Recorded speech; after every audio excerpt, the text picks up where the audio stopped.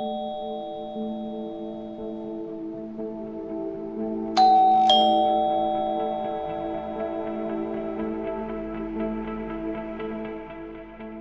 से 14 घंटे काम करता हूँ, जिसके अंदर अभी पेट्रोल की रेटें इतनी हाइक है कि अगर 600 रुपये का काम करते हैं तो 250 का तो तेल ही जल जाता है। मेरे परिवार में 6 लोग हैं और मेरे परिवार के कमाई का जरिया सिर्फ मैं ही हूँ।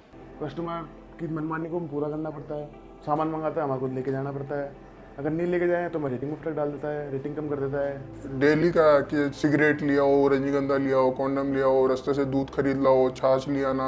कई बार हम जब उनका सामान ले जाने के लिए मना करते हैं तो कई कस्टमर बोलते हैं कि आपकी रेटिंग डाउन कर दूंगा, मैं आपकी कंप्लेंट कर दूंगा, आपकी आईडी बंद करवा दूंगा, जिसके कारण उनका एक्स्ट्रा सामान लेके जाना पड़ता है। रेस्टोरेंट पैकिंग को लूज करके देता है, उसका कॉस्ट बोलता है, हमें कॉस्ट बैठता नहीं है, तो वो ऐसा पैकिंग रखता है कि वो बस पैक करके देना। अब रास्ते में ले जाते वो लीकेज हो जाता है, उसमें हमारी क्या गलती है?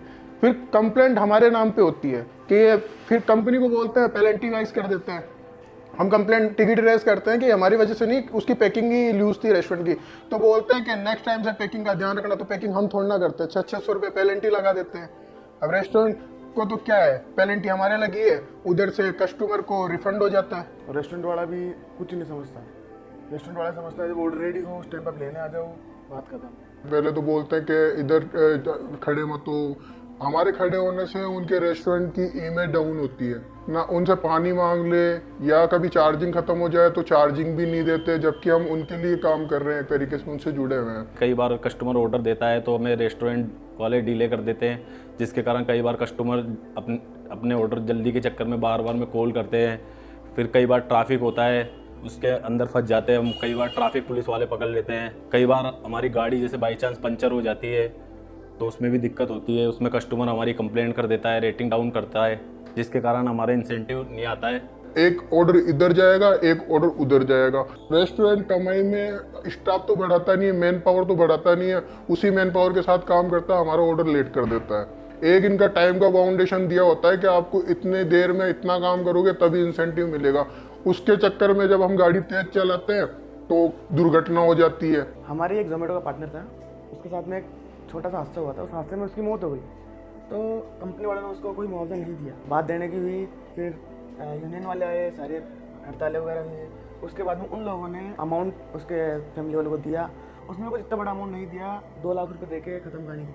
अभी भी जोमेटो में पॉलिसी है कि वो 10 लाख रुपए देंगे अगर डेथ हो जाती है, लेकिन वो डेथ हो गई, उनके लिए काम कर रहे हैं तो लेकिन वो बोलता है कि नहीं, ऑनलाइन ही लेते, ऑनलाइन रहोगे तो आपको मिलेगा। जबकि बंदा ऑनलाइन काम कर रहा है, ऑर्डर लेके जा रहा है, फिर भी उसका एक्सीडेंट हो गया, उसकी डेथ हो गई, वो मना कर देते हैं कि नहीं। वो ऐसा जाने क्या सिस्टम करते, बोले हमारे ऑनलाइन ही नहीं था। ऑर्डर लेके जाते हैं तो काफ़ी बार ऐसा होता है कि कस्टमर ऑर्डर तो कर देता है, वहाँ जाके 5-6 बंदे हमें घेर लेते हैं, चक्कू तक मार देते हैं, कईयों ने तो बंदूक तक दिखाई है और छीना झपटी करने लगते हैं। अब कंपनी को लगता है कि जब कंपनी को इन्फॉर्म करते हैं कि सर यहाँ पे इन लोगों ने हमें घेर लिया, ऑर्डर छीन रहे हैं, तो उनको लगता है कि झूठ बोल रहे हैं।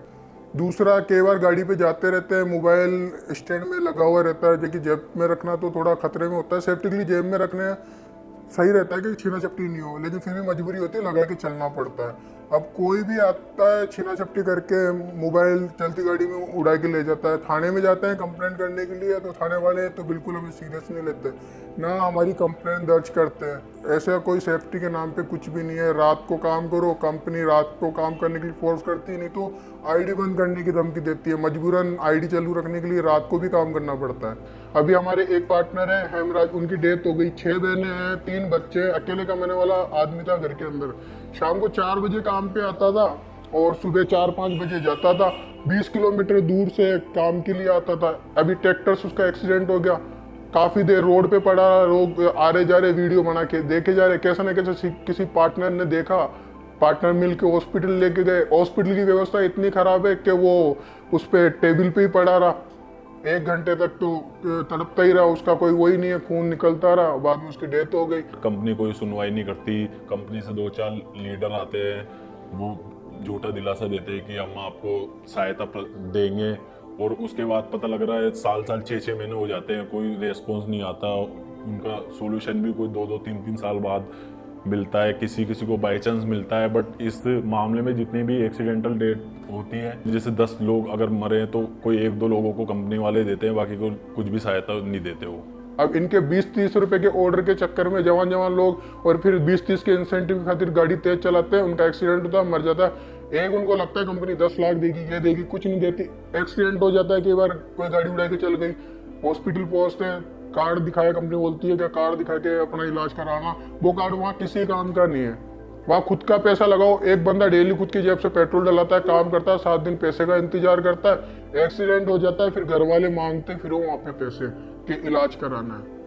कंपनी कोई सपोर्ट नहीं करती, कोई बंदा नहीं जाता कंपनी का। लॉकडाउन से पहले हम लोगों को 700-800 रुपये बन जाते थे, लेकिन लॉकडाउन के बाद में कंपनी ने 4 रुपये पर किलोमीटर कर दिया है। पेट्रोल भी बढ़ रहा है, पेट्रोल बढ़ने के चक्कर में हम लोगों की कमाई कर दी 4 रुपये, जबकि पेट्रोल बढ़ा है 36% तक। इसका मतलब कंपनी हमारे को 36% एक्स्ट्रा देनी चाहिए, लेकिन उसकी जगह कटौती करके हम लोगों को कर दिया 4 रुपये।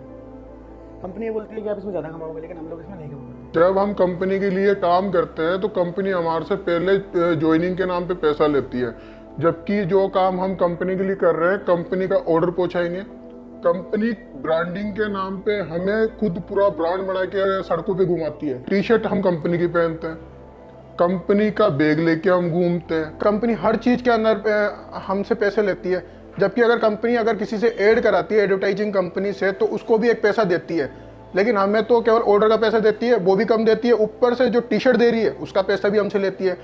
बरसात के अंदर भी रेनकोट देगी तो उसका पैसा, वो रेनकोट मार्केट में 250-300 का मिलता है, कंपनी 600-650 रुपये पेनल्टी लगाती है। ये टी शर्ट 100 रुपये की नहीं देती कंपनी, कि इनकी 100 रुपये कीमत नहीं है, 350-300 रुपये इन टी शर्टों की लेती है। सर्दी में जैकेटें देती है, उसमें कोई सर्दी नाम की सर्दी नहीं रुकती, लेकिन उनका 500-500 रुपये लेती है हमसे जैकेटों के। कोविड-19 के अंदर कंपनी की तरफ से कोई रिस्पॉन्स नहीं था, सरकार की तरफ से हम तो कुछ है ही नहीं, हमारे को ना तो मजदूर श्रेणी में डाला हुआ है, नहीं और कुछ। लॉकडाउन के टाइम पे हमने काम किया तो हमें कंपनी की तरफ से तो कोई ऐसी फैसिलिटी मिली नहीं कि हमें कोई मास्क मिला हो या सैनिटाइज़र मिला हो। अपने पर्सनल लेवल पर जितनी कैपेसिटी थी हमने सैनिटाइज़र वगैरह लिए। लेकिन जो यूनियन है डिलीवरी वर्कर्स की और IFTA एक इंडियन ये ट्रांसपोर्ट वर्करों के लिए काम करती है IFTA, इन्होंने ये डिलीवरी पार्टनरों को राशन वितरण किया था कोरोना के अंदर। जब कोई बाहर नहीं निकल रहा था तो इन लोगों ने ही लोगों के घरों तक राशन पहुंचाया था। ना इन्होंने ये देखा ये किस कंपनी का है क्या है, इन्होंने बिल्कुल निष्पक्ष तरीके से सबके लिए राशन पहुंचाया था। जबकि ये काम इन कंपनियों के लिए जो लोग काम करते हैं, चारों मौसम झेलते हैं, सर्दी गर्मी बारिश सारे मौसम झेल के जो इनके लिए काम करते हैं, इन वर्करों के कारण ही ये कंपनी रेस्टोरेंट इतने चल रहे हैं, लेकिन इनको इनसे ही मतलब नहीं है।